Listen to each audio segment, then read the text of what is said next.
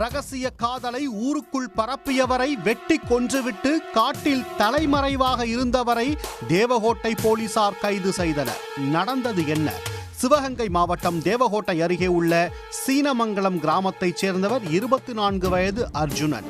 இவர் அதே கிராமத்தைச் சேர்ந்த இளம்பெண் ஒருவரை காதலித்து வந்துள்ளார்.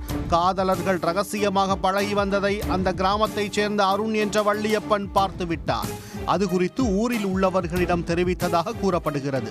அதனால் ஆத்திரமடைந்த அர்ஜுனன் வள்ளியப்பனை பழிவாங்க திட்டமிட்டார். அதே கிராமத்தில் பெட்டிக்கடை நடத்தி வரும் ஒரு பெண் கடைக்கு வள்ளியப்பன் அடிக்கடி சென்று வருவதால் அந்த பெண்ணுடன் தவறான தொடர்பு வைத்திருப்பதாக கூறியுள்ளார். அதனால் கோபமடைந்த வள்ளியப்பன் அந்த பெண்ணின் 2 மகள்களை அர்ஜுனன் தவறாக பேசியதாக திருவேகம்பத்தூர் காவல் நிலையத்தில் புகார் அளித்தார்.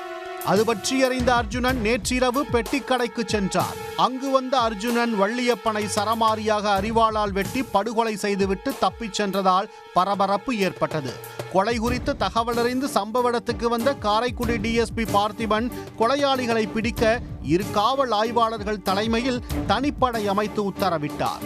கொலையான வள்ளியப்பன் சடலம் மதுரை ராஜாஜி மருத்துவமனைக்கு உடல் கூராய்வுக்காக அனுப்பி வைக்கப்பட்டது.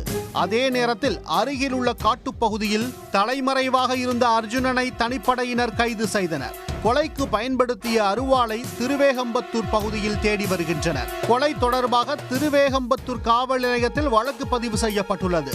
வள்ளியப்பனை கொன்றது அர்ஜுனன் மட்டும்தானா அல்லது அவருடன் வேறு யாரும் சேர்ந்து கொலையை செய்தனரா எனவும் விசாரணை நடைபெற்று வருகிறது.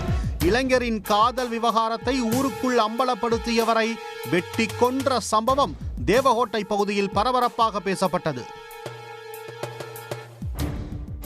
உடனுக்குடன் செய்திகளை தெரிந்து கொள்ள சன் நியூஸ் பெல் ஐகானை கிளிக் பண்ணுங்க.